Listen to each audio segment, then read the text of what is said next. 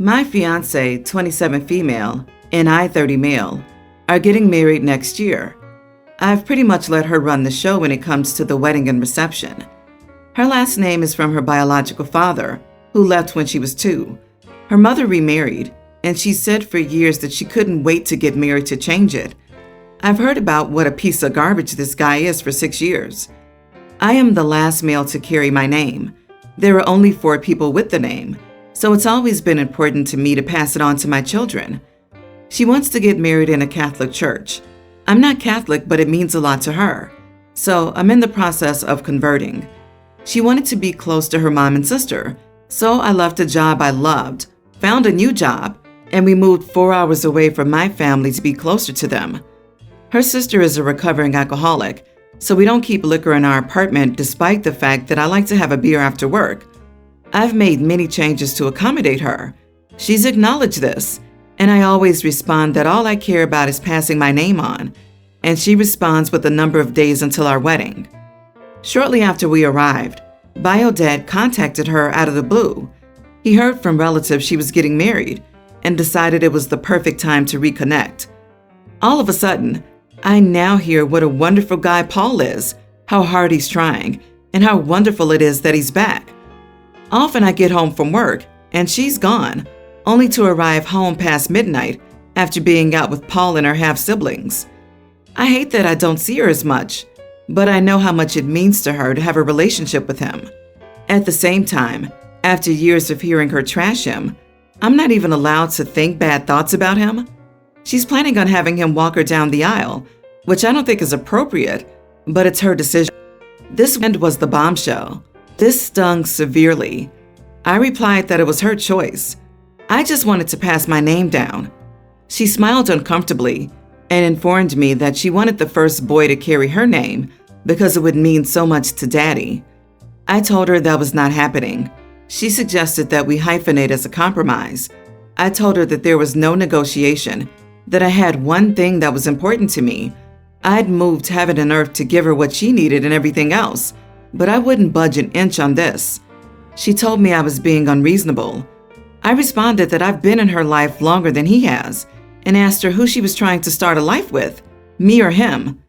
She started crying and accused me of jealousy of her relationship with her father. My parents and her mom and stepdad agree with me and think she's allowing Paul to influence her. Her sister thinks I was an idiot for asking that question and refusing to compromise. Not the idiot. Seeing as you've bent over backward and done your absolute best to give her everything she wants and hopes for, including converting, I don't think it's unreasonable at all for you to have one thing that you want and wish for. Relationships should be about compromising both ways, not only about one person giving in on everything. Perhaps she's too used to getting her way with you in the end. It's not just about the last name, it's about accommodation. It's interesting that so many aspects of your life, such as where you live, having to convert so she can be married in a Catholic church, and now with the surname issue, are being driven by what she wants. I hate to tell you, but it's never going to change. She will always expect you to give in to her wishes.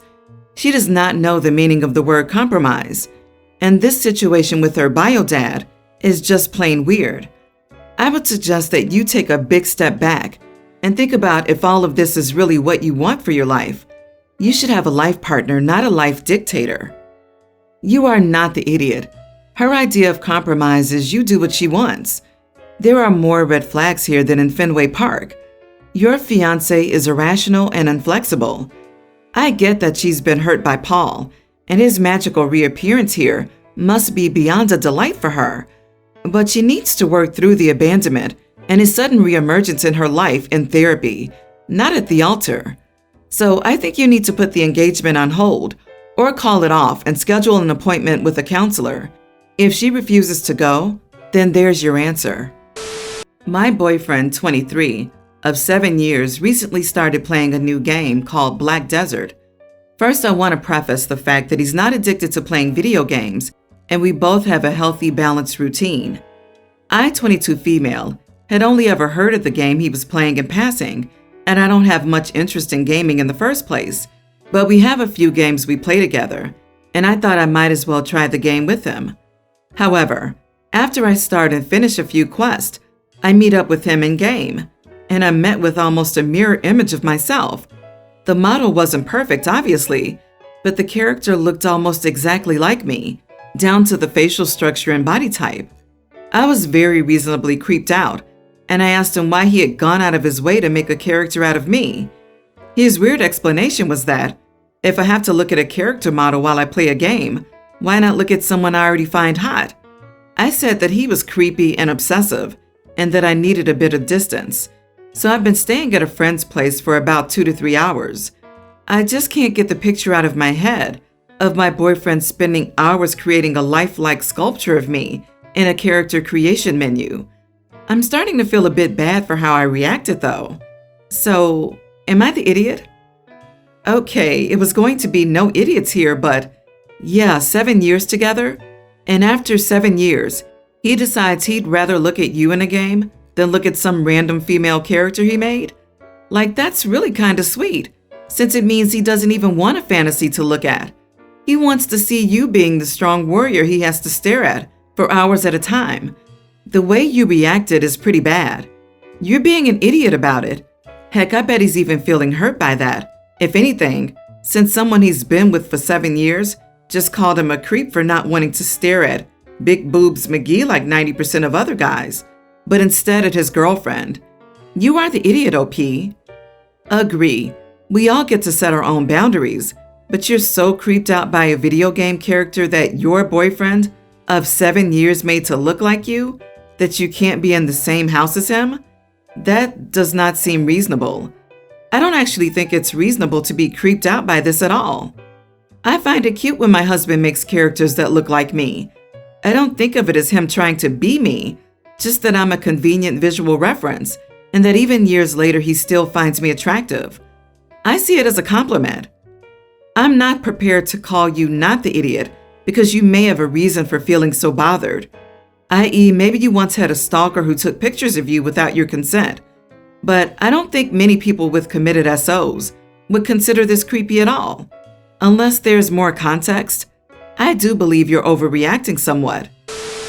My boyfriend, 42, father of Megan, teen, and I, 37, widow with twins, have been together for 2 years now. He's awesome. We don't live together, but we see each other a lot. My girls love him, and we've quickly become one family. However, Megan and I have a bit of tension between us, but we're working on it. Last week, I arranged a backyard cookout with family and friends. I've invited my boyfriend and Megan. He accepted the invitation, but Megan was like, cookout? Not sure. Meat and whatnot? She's 100% vegan and goes by the nickname Megan the Vegan. Anyway, she said she wasn't coming, and I said no problem. So I got busy with guests, and the main dish was grilled chicken shawarma. To my surprise, Megan showed up with her boyfriend and went straight to sit with her phone watching YouTube. I asked my boyfriend why he didn't give me the heads up, and he said he called, but clearly, my phone was inside the entire time. Everyone grabbed their plates, and I started serving them shawarma one by one. Then Megan showed up in front of me, extending her empty plate to fill it. I felt confused at first. I asked if she was going to have shawarma like the others, and she said, "Ew, no," and proceeded to say she expected me to have something vegan to grill. I was like, "I'm sorry, what's that?" She made a face and went on a long, detailed explanation about vegan grill recipes that I could have made to include her in the gathering. I said I didn't even know she was coming, let alone knowing she wanted a specific vegan grill recipe. I said shawarma was all I had and directed her towards salads and appetizers to choose from, but she pitched a hissy fit about how I made zero effort to include her in the party. Even worse, I was basically forcing her to eat shawarma by not preparing a vegan recipe for her, knowing she's vegan and can't eat meat. I argued that this wasn't true and that it wasn't my fault she decided to show last minute and at least could have brought something to eat. She said, "Daddy called you like 100 times already, and you probably purposely avoided answering since you probably had nothing prepared for me and didn't even want me to come in the first place." She put the plate down and sat watching us eat, saying I excluded her from even sitting at the table with us, even though she said she didn't want to sit and watch us eat meat. It was not cool. Mood 100% ruined. She refused to speak to me or say goodbye before leaving. She just kept claiming I made her go hungry at my home and disrespected her lifestyle by indirectly forcing meat on her. My boyfriend said it was just miscommunication, but I stated that I'm not required to cook for her. She wanted me to apologize for the poor experience, but I refused. Not the idiot. Welcome to the teenage years. Her father should have handled her attitude, and he doesn't strike me as the sharpest knife in the drawer. Okay, so he calls OP a bunch of times to say he's bringing his daughter, never actually speaks to OP to confirm if his messages were received, and then just crosses his fingers and shows up empty-handed, hoping for the best? How difficult would it have been for him to grab some vegan food just in case? You are the idiot. How often do you cook for the family? It seems odd that you've been together for 2 years, and you say you've never prepared a meal for his daughter? Also, do you have vegan foods on hand for her you could have offered? Again, after 2 years together, that would seem natural. Agree. OP, you're the idiot here. You made zero effort to include her, and you seemed just as happy for her not to come. And that's crappy. To me, her saying not sure, meat and whatnot, was a clear opening for you to make an offer to have something for her, but you chose not to. So my younger brother, Matt, never had the best relationship with me or my younger sister growing up. This is because of my parents and their mistreatment of my sister and me, and their use of him as an excuse for it. I'm 9 years older than Matt, and my sister is 8 years older. Matt has a form of high-functioning autism. We've known this since he was about 2 years old. Ever since my parents found this out, they have used him as an excuse to avoid any responsibilities and gain as much sympathy and handouts as possible, claiming that caring for Matt was a massive job that took their attention 24/7. A big aspect of this was that they neglected my sister and me at every available opportunity. They never once attended anything for my sister or me. They refused to be there in any aspect, emotionally or physically, for either of us. The truth about it, though, was that Matt required nowhere near the amount of attention they claimed.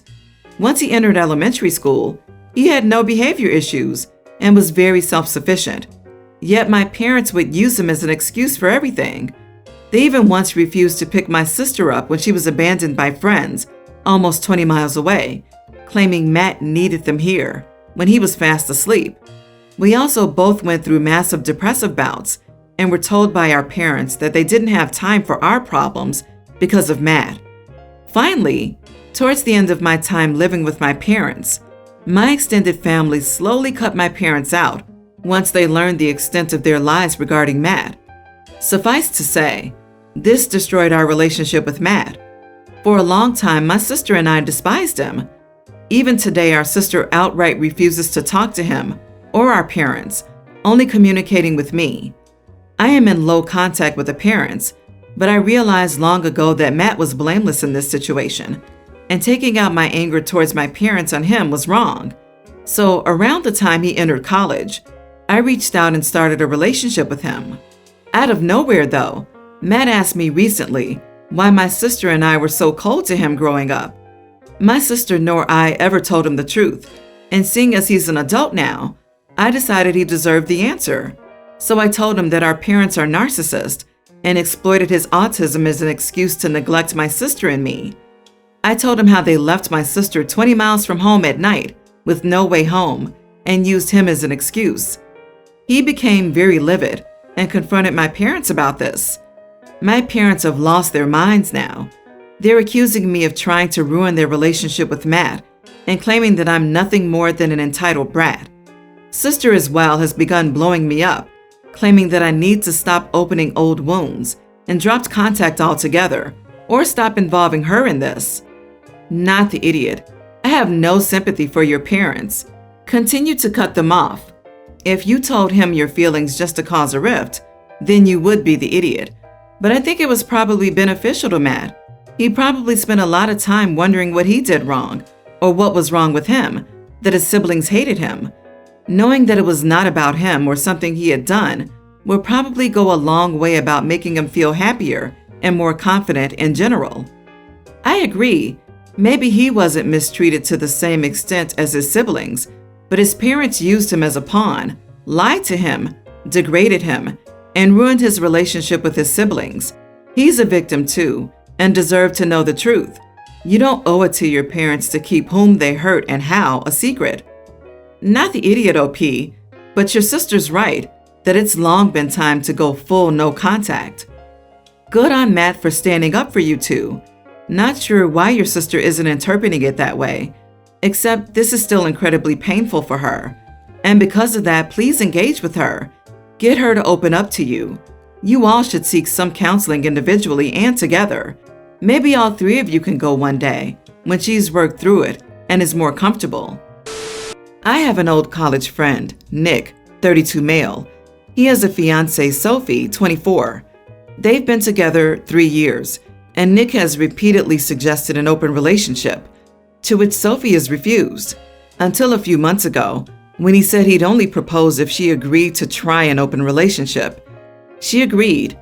I said to him at the time that he was an idiot for it, and he said he was just acting in his best interest. Now, Nick wanted an open relationship so he could see Anna, 29, a girl we knew from college who he always had a thing for. But she was married from him when she was 18 to 26, so he never had a chance till recently. He hasn't had a chance to see her yet because she had been living with her sick mom and they can't afford to rent a hotel room. Now, the issue is that Nick showed up at my house last weekend with a suitcase, livid, and asked to crash on my couch. He said Sophie had gone out to dinner and had intimacy with a male model and that she was cheating because he hadn't had the chance to see Anna, and it was unfair for her to see someone so much hotter than Anna, not that Anna isn't attractive. I basically laughed at him and told him this is exactly what was going to happen and that he was being selfish, expecting Sophie not to see anyone or to see people less attractive than her. She's very attractive, and I don't know why she's with Nick, to be honest. He went off on me for not being supportive and stormed out and is trying to turn our friend group against me for not supporting him. I've taken a few days to think about it, but I still can't decide. Am I the idiot? Not the idiot. He needs no sympathy. He had a woman in mind when he asked and requested an open relationship to keep Sophie as a backup if this thing with Anna didn't work out. He probably thought Sophie wasn't hot enough to get someone, or thought Sophie would be so in love with him she wouldn't take advantage of what is frankly his demand. Oh man, I hope he ends up without Sophie or Anna. I think you should lay it out to your friends group, the scam he was perpetrating on the woman in his life, and how whiny and idiot he was when his scam blew up in his face. Your friend group is stupid too if they play along. There's no need to support anyone who pulls such a crappy move, and I hope she manages to dodge this bullet. Not the idiot. Dude didn't want an open relationship. He just wanted permission to cheat. I hope Sophie has realized that the grass is greener on the other side. Wanting an open relationship because one person from your past is now single is a huge red flag. You are not the idiot for pointing out that Nick got what he asked for.